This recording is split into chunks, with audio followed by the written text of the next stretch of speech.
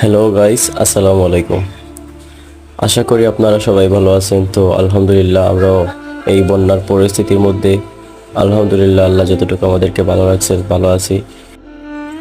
তো এই হচ্ছে সিলেট সদর 7 নং ব্লক ইউনিয়নের 1 নং ওয়ার্ডের এই অবস্থা।